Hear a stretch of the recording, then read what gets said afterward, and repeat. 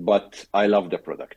And when you love a product, when you love something, you do everything to be able to overcome the problems that the product might bring by having workarounds ready in your sleeve or by having answers immediately to the questions rather than I will check, I will confirm. Hey guys, welcome to the How I Got Here podcast. I'm your host, Travis Waters, and I designed this podcast to share stories that are worth telling. Whether it's about somebody going from zero to hero to zero, or simply something in between. On today's episode, we talked to Clinton from Media Troopers. We learned about how his early days playing with video games inspired this technological passion that turned into IT and turned into where he is today in the iGaming space. Let's go ahead and jump into our conversation with him now. Enjoy.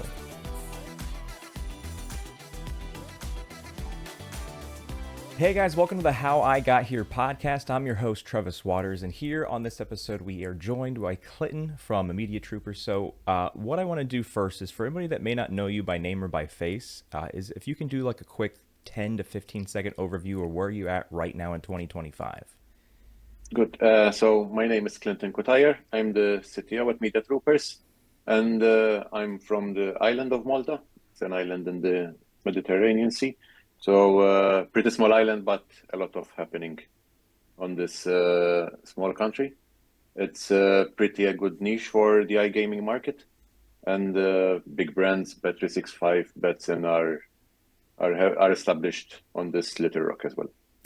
Yeah, that's something that I came to learn, I don't know, maybe at some point late last year, of how much of the global iGaming, sports betting, all that market exists within, I believe it's the 10th smallest country in the world.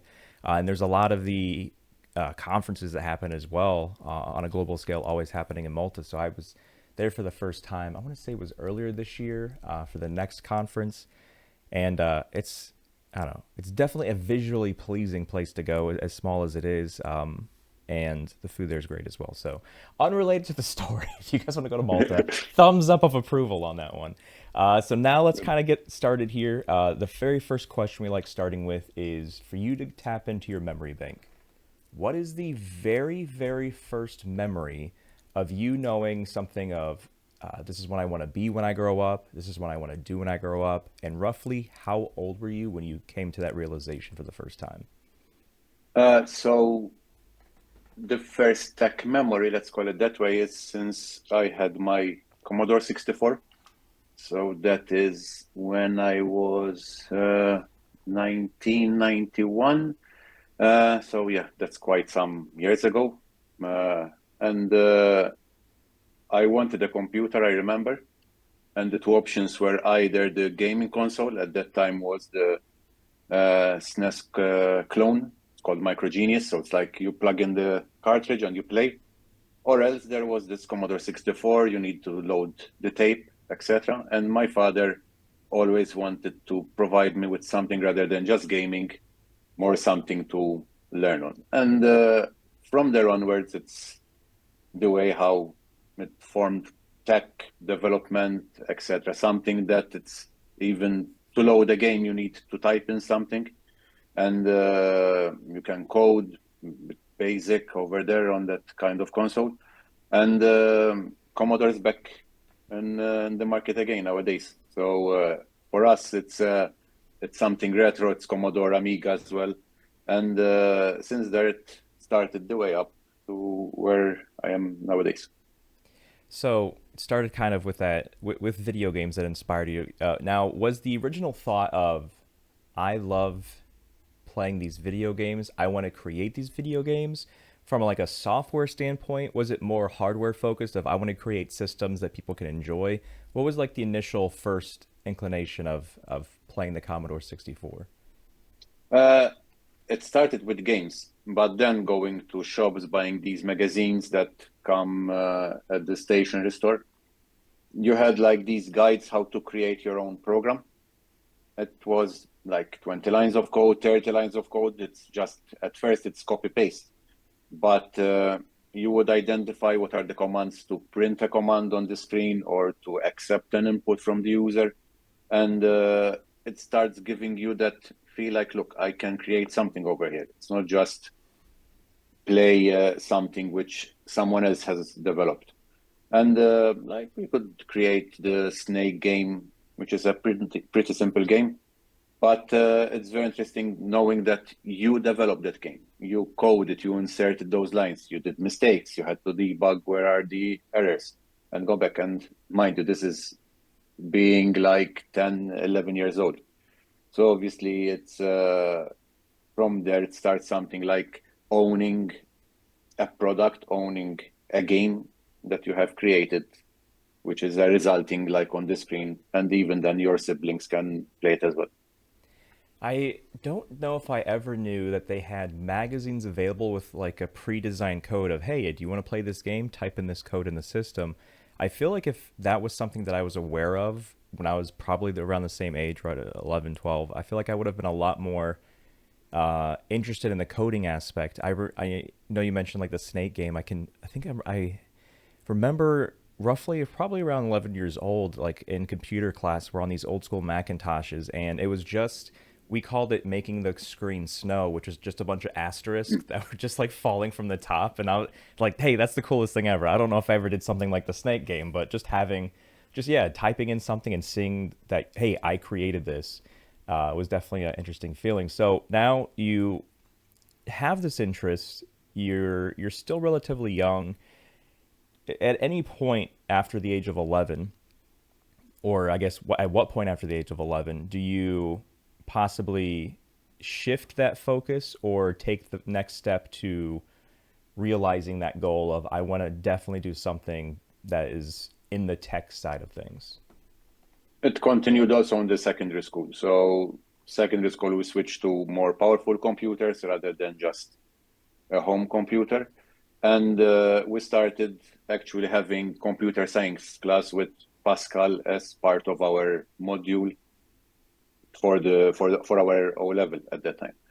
So other students within my class used to come and tell me like, look, can you help me out in this exercise, etc. We used to exchange, like I do their homework, and they give me like something back, or chocolate, or some other favors. And from there, obviously, it became like something more interesting, building databases. I remember I did some hotel reservation system for my O level project. It was some, I think, 3,000 lines of code, and it starts giving you that feel like, look, this is the path where I want to go. I remember I had chemistry class as well, which is something that I hated. So it starts showing like, look, chemistry and other subjects that are around chemistry, biology, etc., are not something for me. However, physics was something very interesting because you start seeing like how things are done, the actual logic, like the thing that energy cannot be created but keeps changing from one form to another. And it's something that I think worked very well with computer science and maths.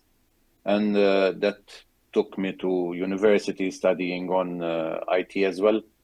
And graduating, starting my first job at one of the biggest telco company in Malta, which is Go. And over there, I started with hardware. So I was on the networking side. Why I switched on that one? Like I had a dilemma when I was going to start work. If either I keep on coding, which is something, all right, you're creating something, however, it's not a tangible that you can touch. Or switch on to the networking, which is more physical. You're handling a switch, you're actually handling and installing a firewall or configuring a firewall, something that you can actually touch. And I started my career in networking back in 2006 after university. And since I had the coding aspect coming from university and something I was doing by myself as well, and having the networking knowledge, I could realize like, look, when a developer wanted to open access or something, he would tell us what, or like open everything, because they wouldn't realize what is the networking component part of what he needed. I was the bridge between the developers and the networking part.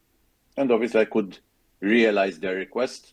Some developers obviously have certain frustration because you're blocking ports, you're closing this, you're closing access, etc. So I could understand them, I could help them out and work together to deliver on target, let's say, projects. And when you work at a telco company, projects are not like a small database or something. Like they're huge. They need to support large volumes of users instantly, and everything would back it up on a disaster recovery site. So that working at the Go helped me a lot to look at it's not just a small infrastructure, but you need to handle like 50,000 customers. Make sure that if something happens, you have a disaster recovery side that will take over and continue working over there.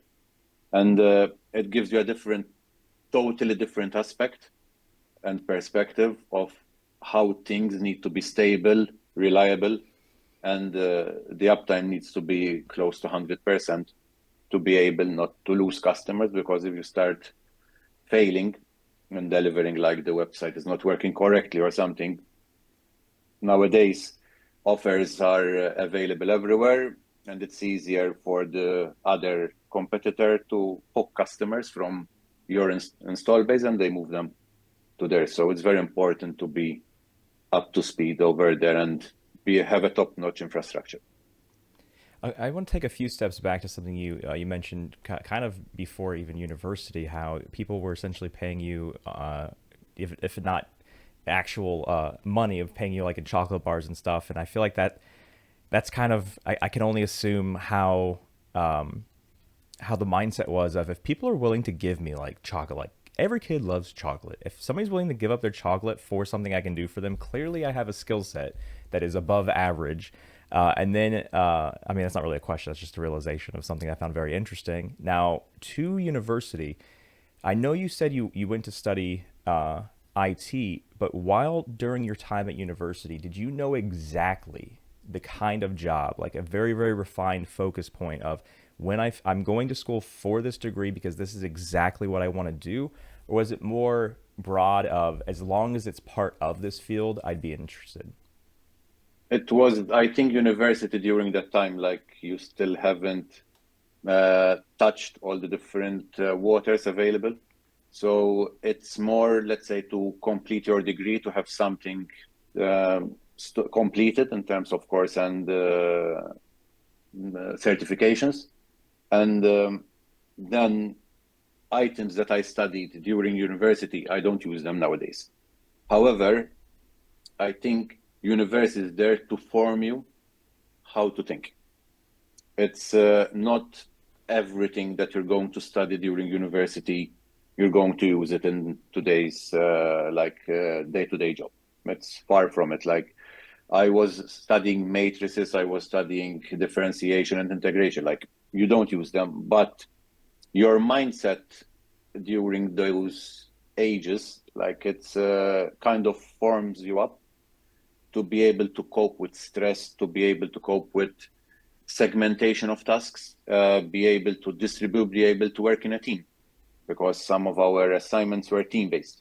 So rather than just you being at home working on your computer and deliver a project, you had to collaborate with peers. You had to conflicts, let's say conflict management as well, which is something like, no, I did it wrong, or so you need to also find like between the white and the black, the gray part. So it's not only what I want, but let's see for the common good to get the best possible marks for the team. So it's working in teamworks. I think it helps a lot to be able to work in office work based, let's say, companies, because you're not going to be a one-man job, but also working as part of a team. And then kind of taking that step forward to where we are right now in the story, talking about your first job after finishing university. If I understand correctly, I mean, I know the opening and closing of ports, but what I was picturing when you're explaining that is the very, very like old school telephone operators that are just like plugging, like, okay, you want to talk to this person, plug here, plug here. Like, how was it something that you were constantly opening and closing, like every 5 seconds there's a new request, okay, close this port, open this port? Or was it more, I guess, how chaotic what was that first job? Usually it's based on the security policy. Let's say if you work at banks, the security is much stricter over there. However, you always need to safeguard security within the environment. So in case someone gets hacked or there is a malware or something, you need to restrain it from spreading across your different network. So you segment the different network. If it's a development zone or if it's a production environment, obviously these two environments are separate. The development area, it's more, let's say, um, kind of deploy, destroy, recreate, and everything, while the production environment, you need to deploy once and you need to deploy it correctly, because over there you have live traffic and data of users. And with regards to ports, it's more related to security. Let's say it's what needs to communicate, who needs to have access to that particular database. Like it's not everyone from over the world needs to have access to the user database of your client base. So everything needs to be restricted, controlled. And security, I think, which is something that a lot of companies sometimes omit because it's an extra cost. It slows down the process, but then when it actually happens, then we need to secure. So rather than being reactive, we are proactive. We segmented everything. During our kickoff meetings, we would decide who and which app needs access to where and to which database or to which other apps, because obviously apps collaborate between each other. And over there, we would plan, make sure that we meet other deadlines as well, both internal deadlines and external. And the product and the project would be delivered on time.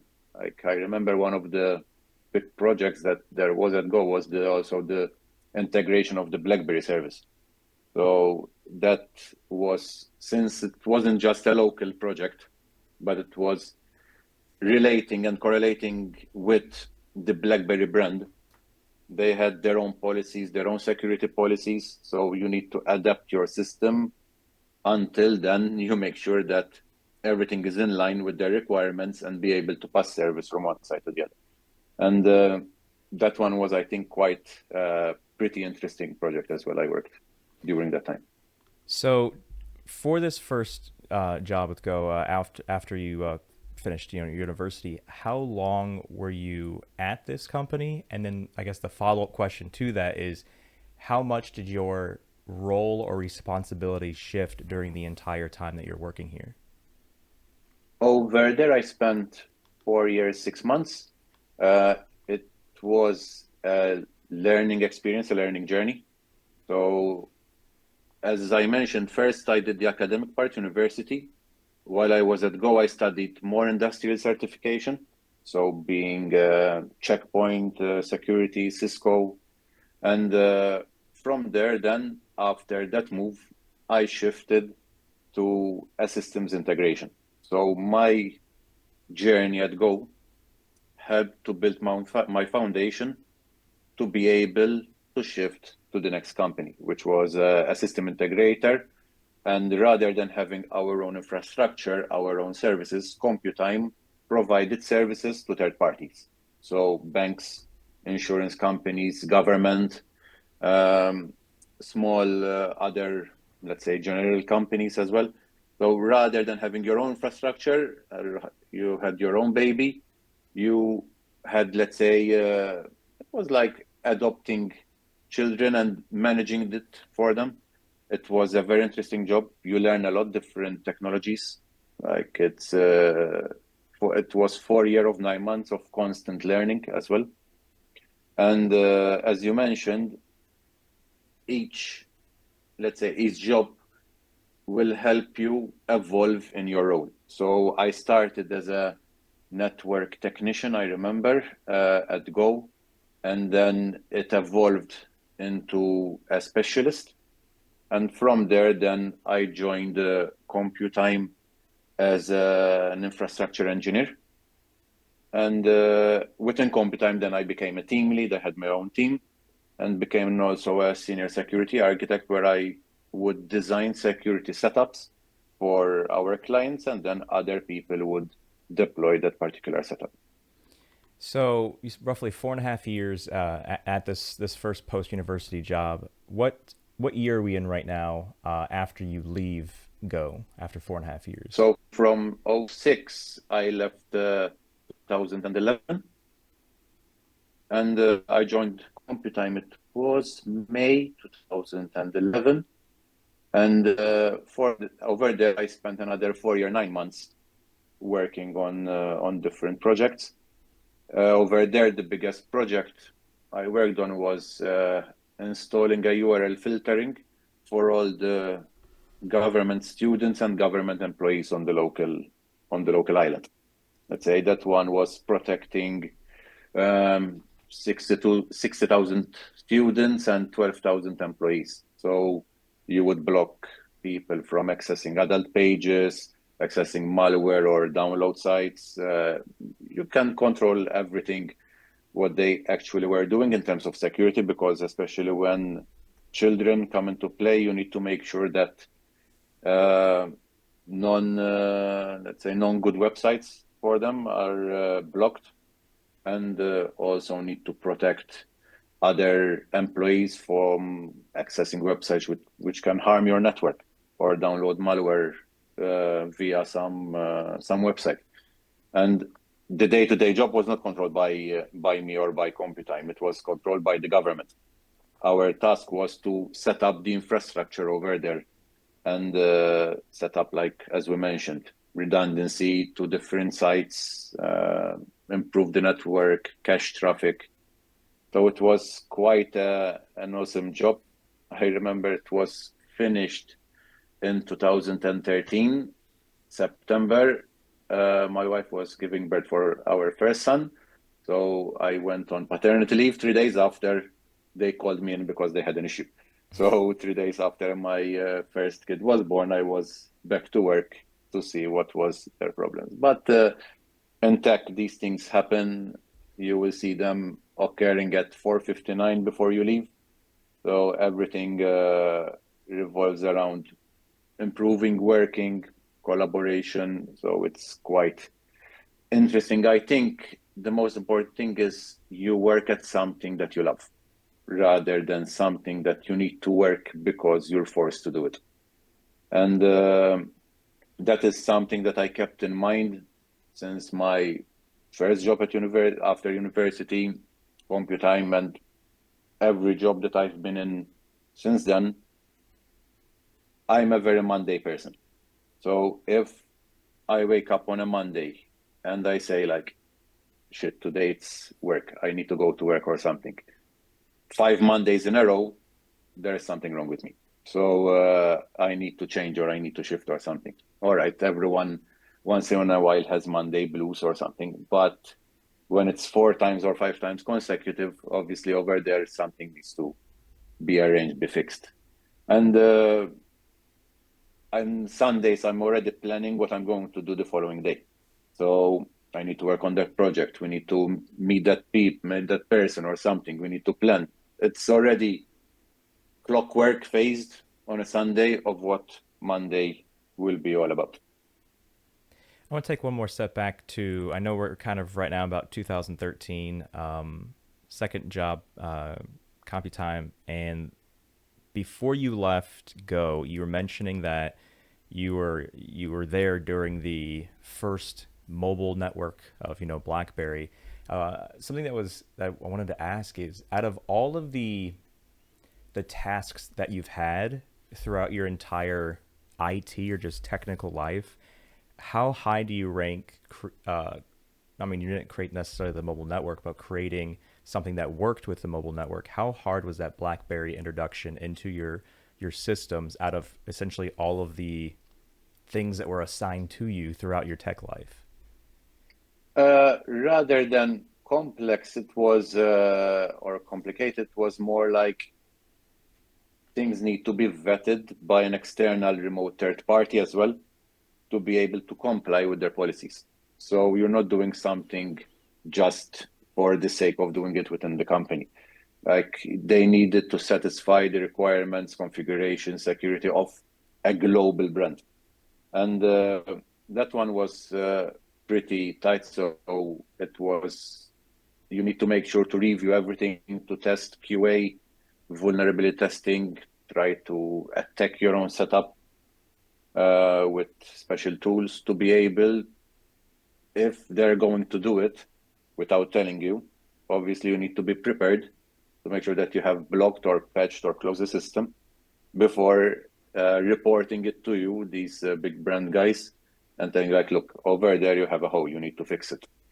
I prefer to be proactive, make sure that we block everything, and then if there is an exploit in the firmware, which something that can occur, obviously, because firmwares need updates. So if there is an update or patches or something along the way, they need to be upgraded as well. And I think that particular project was a collaboration, obviously, between me coming from tech. There were the engineering guy who worked on the MVNO, and other people from sales and project management who managed to rope in the brand, because there were other companies who wanted that particular brand. But these big deals obviously happen if you fork out money, promise that you're going to get X number of clients, etc. And having a BlackBerry as the brand, as part of your portfolio, was very important for us at the time.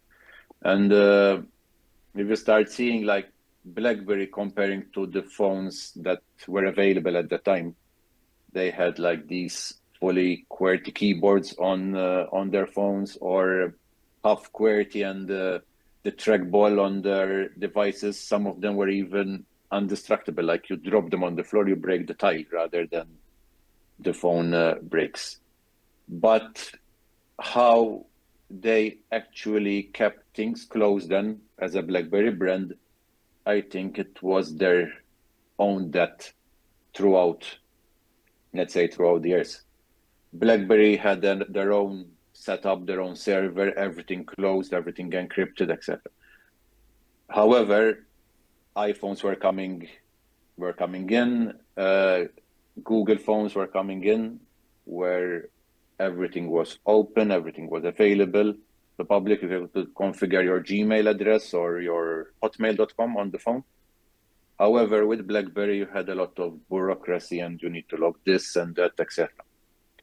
And costs were quite high to run a BlackBerry service. So I think it was around 30 or 40 euro per user, while having a normal data package and connecting to your online web access and or Gmail or something was like, I think, 15, 20 euros. So it was pretty cheaper running and connecting to your own setup rather than using BlackBerry. All right, because it's secure or something. But when it comes to cost, some companies start saying, all right, let's balance out things. And that is something that killed BlackBerry eventually. Yeah, It's like when the Nokia were top-notch company.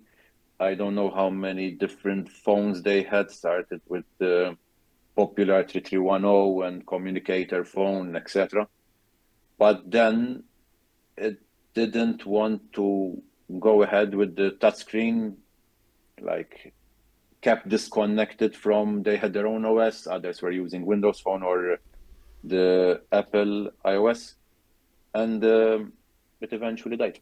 So that is a very pity. For it tried to revive, it was sold to Microsoft, etc. But there is still something running around Nokia. It's more, they had a lot of patents for their technology. However, nowadays it's iPhone, Google, Samsung. These are the mobile brands that are mostly common around. I mean, it makes sense if the BlackBerry made things more difficult from both the IT side of things, and compared to how open and everything that iPhone, iOS was. Just, yeah, they shot themselves in the foot. A question I want to ask about the transition between Go and then CompuTime was it essentially like them seeing like, hey, you're in this role, we want you to do that role for us and we'll pay you more? Or was the role that you left for different responsibilities and different challenges, where you've, through 4.5 years of Go, you're like, okay, I've done everything I can do here, I've learned a lot along the way, now I want the next challenge, let me do something that's slightly different and go to somewhere else? So kind of what was the decision making on going from one to the other?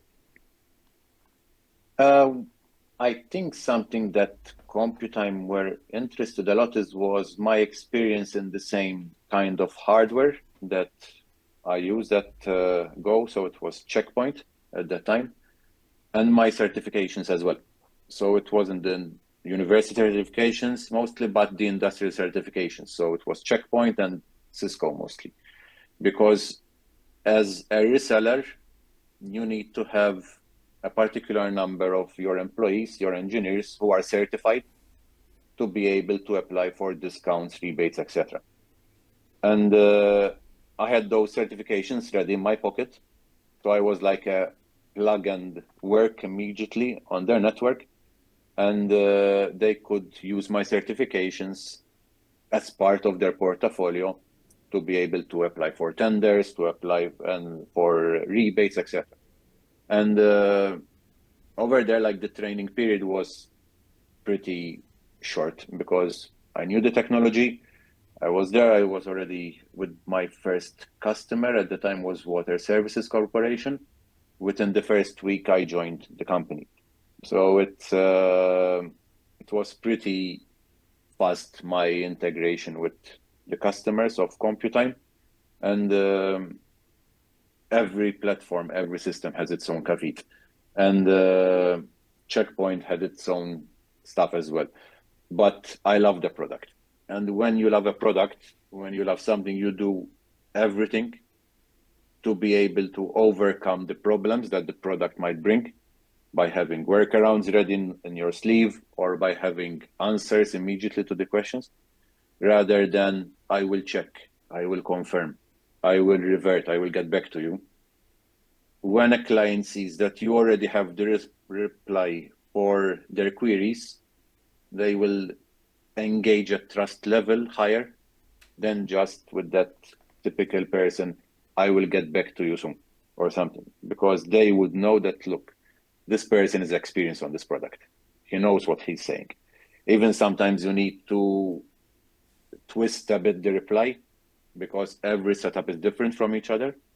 But giving quick responses immediately, I think helps to gain trust, not only from customers, but also even if you're working within the same company and other people within from other teams within the company ask you a question, you can help them out there and then. So I believe chronologically speaking, we're now about, I think you spent a few years at CompuTime, so we're looking at like 2013, 2014.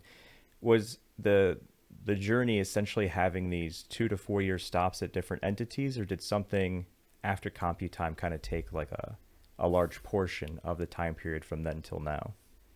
Uh, I think CompuTime, the 4 year, 9 months I spent at CompuTime were interesting because obviously we're seeing different technologies coming in the market.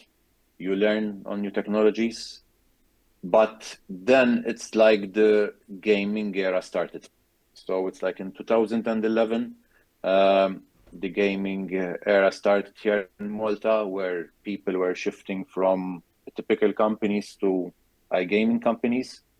Salaries were higher, and there were like the freight, let's say, where they were telling people like, look, it's true that they are paying more, but iGaming companies are less stable.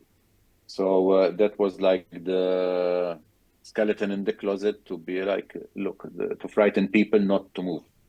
And there were some people who obviously jumped immediately on the boat. And we were monitoring, like, look, some companies closed, some companies were more stable, and you would identify immediately where you would put your feet in which company, rather than just maybe some two people company that opened up here in Malta, rather than going to BetSafe, which was a bigger company employing more people. And obviously, you start receiving requests, poaching, mind you, as when I'm happy at a place, I always say it takes two to tango. So if you're happy and the recruiter comes along, you tell him like, thank you very much. Like, over here, I'm okay. Keep in mind, like if you have other opportunities, drop them over, but for the time being, I'm happy.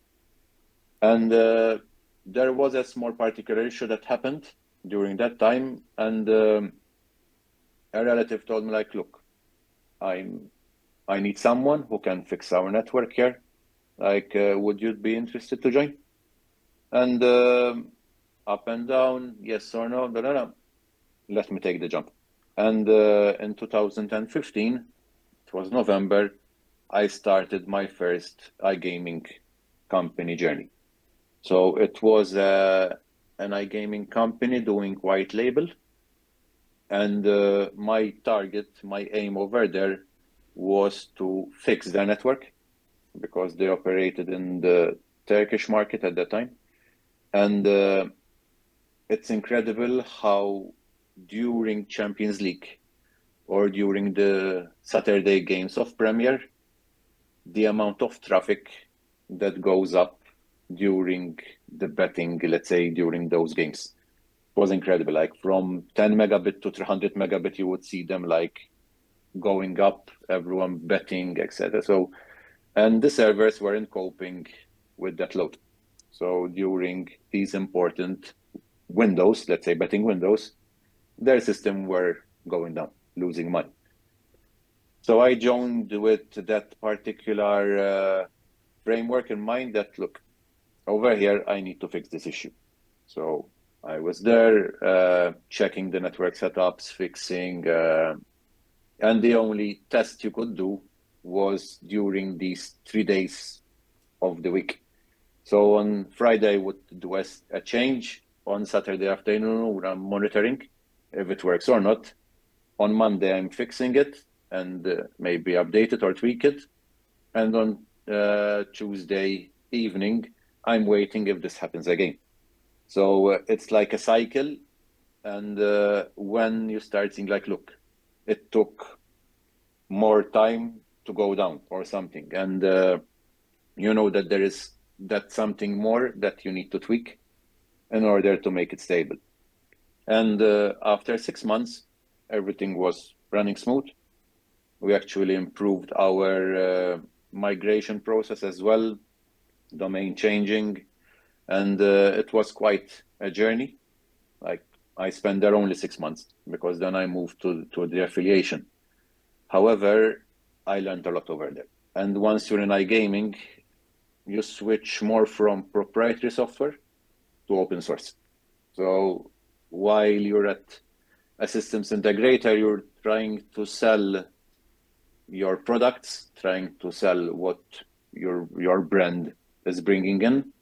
But once you're in iGaming, you need to do more with open source, what is free, what you can fix, what you can improve, etc. And that is a total different mindset. So it's like even if it's a firewall, you go for something which maybe it's open source or even for operating system rather than Windows, you switch to Linux because everything is running on that one over there. So it's like it was a big change.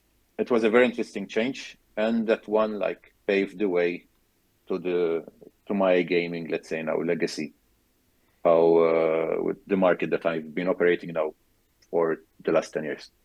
So I'm glad we finally got to the iGaming part of your journey because it's something that I mentioned at the very, very beginning where I just learned within the last 12 months of how much of the global iGaming sports betting space is homed or HQ'd to the country of Malta. And I believe you said somewhere around like 2011, 2012 is kind of when the iGaming started happening within Malta. And then now it's 2015. And it sounds like everybody's trying to poach everybody from every company and build the best team. But in this time period, what exactly happened to make Malta the top destination for iGaming companies? Like, how did that, when and how did that switch just flip? So in Malta, we don't have natural resources. Our natural resources, the sun and tourism. Those were the two niches. Actually, tourism was the largest niche that brought money on the island. And I think around 2010, 2008, they created a framework that if you come on the island, you pay 35% tax, but after a year, we give you 30% back. So obviously, they were paying 5% on after the first year. However, that meant that you had to establish the office over here, you had to employ people, so unemployment went down, and it kept going throughout the cycle of bringing popular brands, popular companies over here to obviously take this 6/7, they call it, and make the best out of it. Nowadays, it's Skybet has moved as well after the UK 40% tax that's going to happen over there. Big companies and big names, Betson, BetSafe, Novomatic, like you name it, it has a foot over here in Malta. So that is something that helped us to grow both in terms of GDP and also in terms of raising our salaries as well, not only in tech, but also in renting and style of and comfort of living. So it boosted the island in terms of having less unemployment, people coming from different nations, so Swedish, Norwegian, Italians, US, like everyone is setting over here.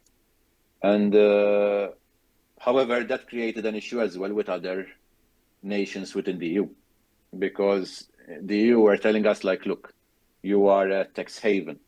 You are attracting our businesses from Germany or from Sweden and moving them on your island and stealing away, let's call it that way, tax that they could have paid in our country, and they are paying less in yours. So it had its own share of conflicts. However, finances in the EU are country dependent, not globally. So they cannot dictate, the EU cannot dictate the country's, let's say, financial incentives that we do or we provide to our to these brands. However, there are ways and means how we were forced also to accept 15 minimum global tax. It's something that was on the news recently, and that the US pulled out from it. Other 10 countries, they don't want to apply for it now. So it's like mellowing down and returning back to the status quo, how we are now. So essentially, because of the tax benefits being so company friendly, once the word got out, okay, there's one iGaming company that now moved to Malta, and then it was like, why did they move? They figure out the tax benefits, and then catches on like wildfire. Everyone jumps in. They want to expect, like you said, with Europe having that much higher tax that they more recently anyway. So now we're in this period from you kind of starting your time in the iGaming space in 2015. How with this being, I want to say, like a dog eat dog world. I know you mentioned that a lot of people were trying to poach, and if you're happy, you're happy. You don't need to leave. But how often did you go from one company to the other, because there was so much happening within your exact niche within this country, where all these companies in the iGaming space are coming out of the woodwork? Either they're getting started here, they're moving here. So did you stay firm on the I'm happy here, I'm good, or was there a little bit of I guess you can say traveling from, let's just say, 2015 to 2021? And after this 6-month period of the first iGaming job, the first, let's call it, project-based job I had, the other companies were all like 3-4 years done. So if we mention my after offsite gaming, I went to Catena. So Catena Media was like the booking.com or the hotels.com for iGaming.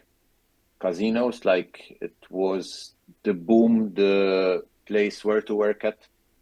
So the company grew up till 300 people, 6 offices around the world. Like it was a great company working over there.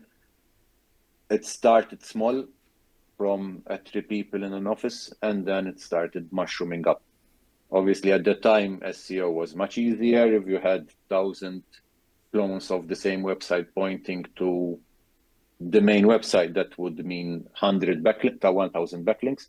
So Google wasn't as cruel, let's call it that way, it's nowadays. Core updates were not mentioned anywhere at the time. And if you had a website, you had links building to each other, PBNs, etc., you would rank pretty quickly. And Catena grew so much quickly, like the number of companies that it bought in its portfolio, it was huge. Like I remember one year, which was 2017, I think, we migrated over 13 accounts from different companies, which was like different acquisitions, buying companies for quarterly reports as well. And it was a very nice place to work at. So it started in apartments like in Sliema, in a 3-floor apartment, and then we moved to a bigger office at H.I.G.H, like state of the art kitchen and house cooking, 3 chefs, and meeting rooms everywhere. It was a top-notch office. And during that year, it was the age where to bring people, you had to provide like a nice office, gym memberships, free lunch, free smoothies in the morning. Like I remember Gig had the slide as well at their office. So it was like how to make the office space more important for the employee to come, stay happy, and provide perks to attract it from the other competitor. So it was quite an interesting journey at Catena. We learned a lot, and I think everyone who joined Catena nowadays is like spread around in different companies when there are the events that you mentioned. So if it's Sigma, if it's IGB, if it's if it's SBC, like other kind of these events, you see someone that worked at Catena. It's a pity how it is nowadays, how it became like it shrink down rather than how it was, because it was like the king of affiliation during that time. So I think right now, timeline wise, we're looking at the early 2020s. You've been working there for a while, and I mean, I understand the concept of everybody wants to make their offices as sexy as possible because everybody's coming in and everybody's getting hired. You want to pull people away. Every company wants the best of the employees to pull from the companies in Malta or to pull them from their own countries to Malta. And so I can't even imagine like how awesome these. I mean, you kind of painted a picture for us, but I was like, man, I would love to live in an office building that has 3 chefs and a slide and all these other crazy things. So I believe in 2021 is when if correct me if I'm wrong, is when the opportunity for Media Troopers came about. And if I'm right on that year, what was the decision making going from where you're at to this other entity? So between Catena and Media Troopers, there was Highlight Media. So I left CompuTime in 2018. It was September 21, my last day, 20th. And September 24th, I started Highlight Media. So Highlight Media was a smaller affiliate company.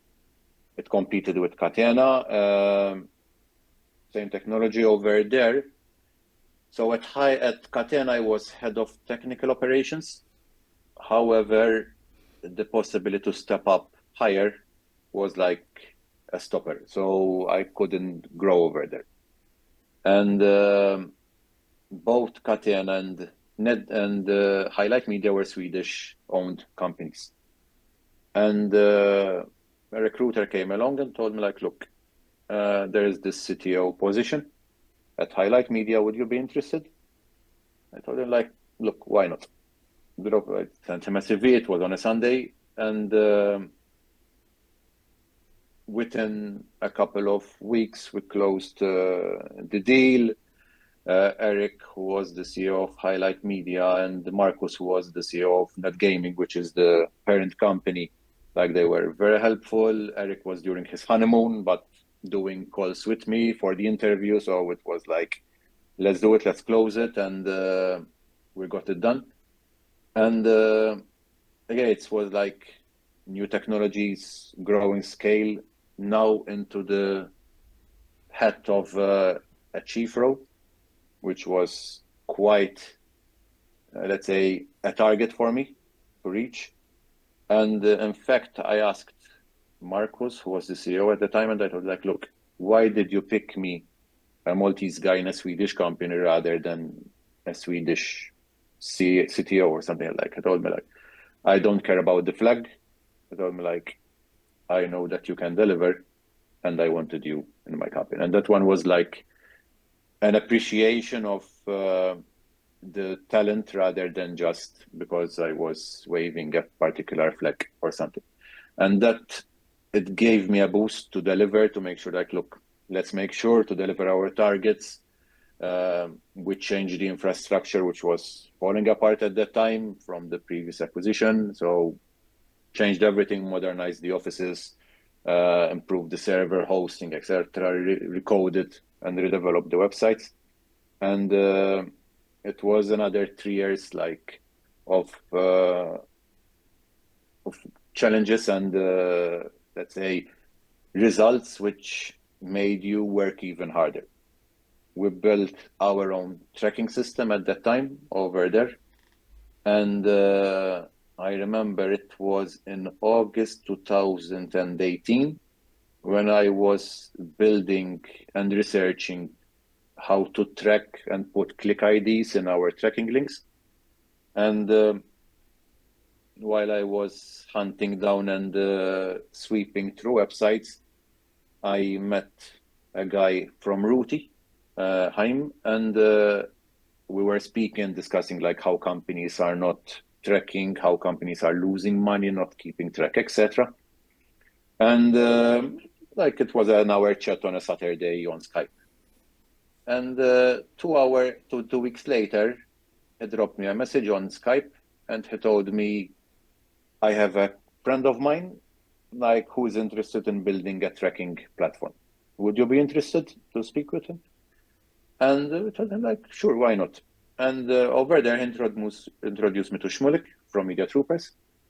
And we met for a coffee. Like, he told me I want a tracking platform, etc., blah, blah, blah.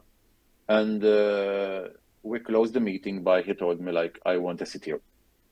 And from there, like, I met also with Ben from, let's say, his partner as well. And within a week, we closed the deal, and I gave my resignation from Highlight. And in 1st December, I started going at the office, setting up the station, seeing what hardware I needed, etc.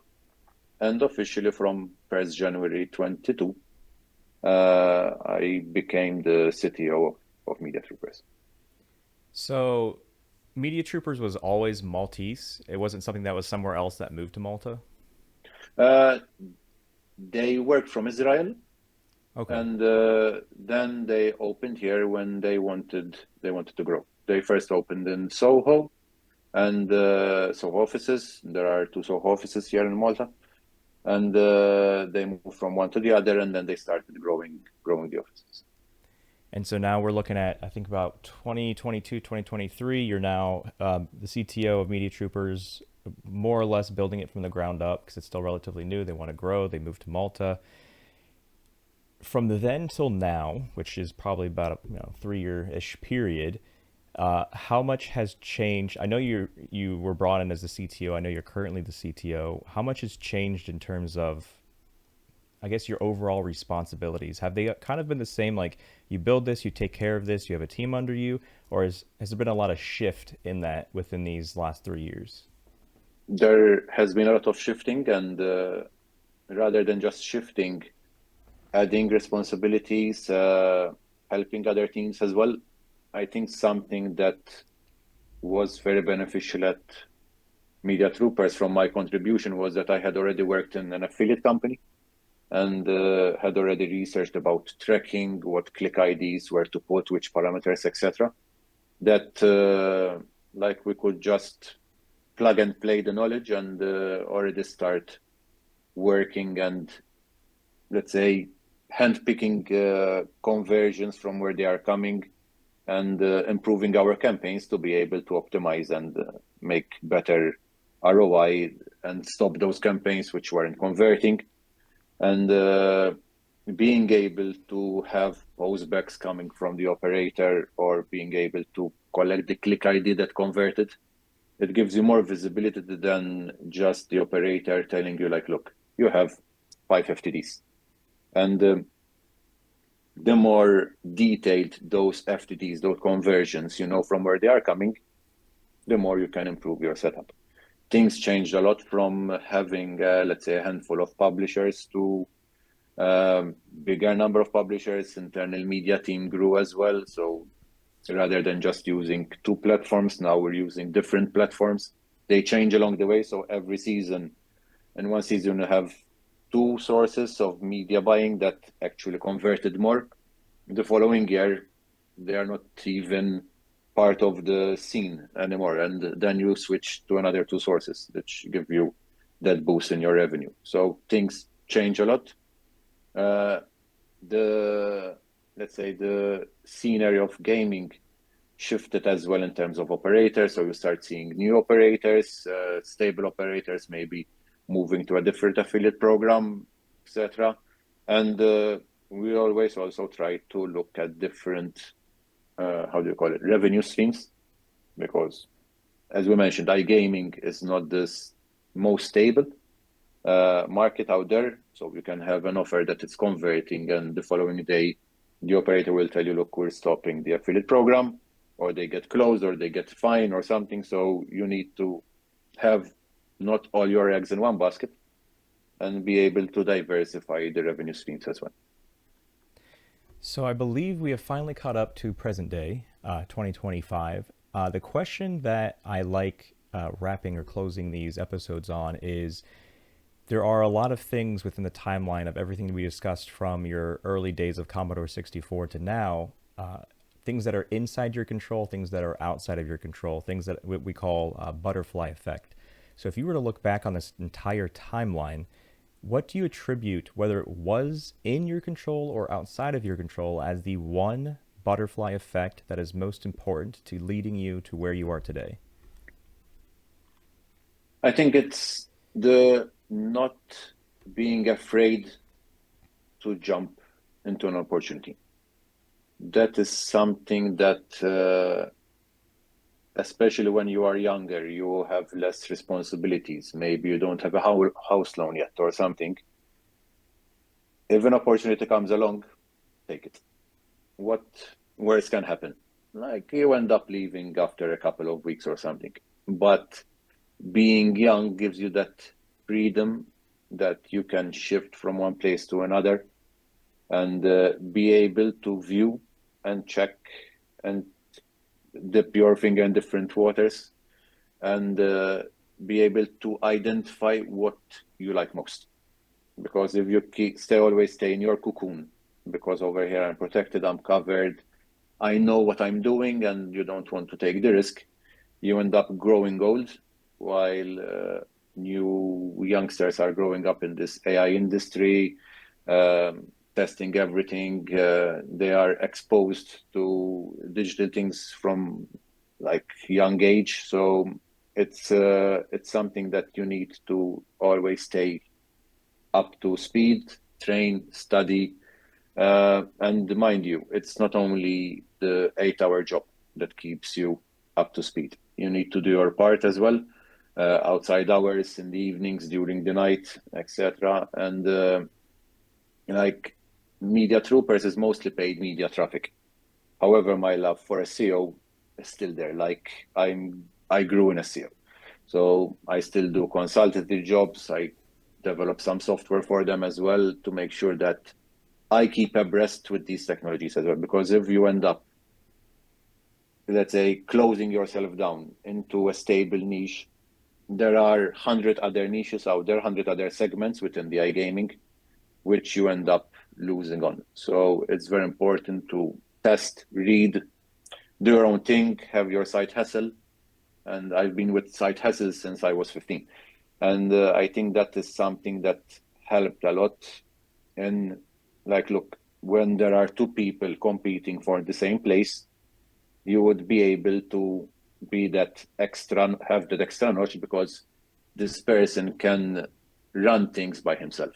Like he doesn't need a boss doing and telling him and pumping money or something to be able to run a project. He finds some kind of sponsorship or collaborates with someone and be able to deliver a product or something. And that always helps when it's part of your CV then after all. So Yeah. it's important. Don't fear change. Seek other opportunities. Don't be afraid to grow. All that makes sense, and that's kind of where it got you where you are today. So, Clint, I do appreciate you hopping on this podcast with us and sharing your story. If you guys want to reach out to him, I have his name on the screen. If you're watching this on YouTube, you can. If you're listening to this, you can find him as well on LinkedIn. If you guys want to see any other previous episodes, they're on the same channel, the same platform you're watching or listening to this on. So make sure you subscribe to catch all the other future episodes. But Clinton, once again, appreciate your time and thanks for being here. Thank you very much for having me and keep up the good work with these podcasts. All right, I appreciate it. See you guys in the next episode.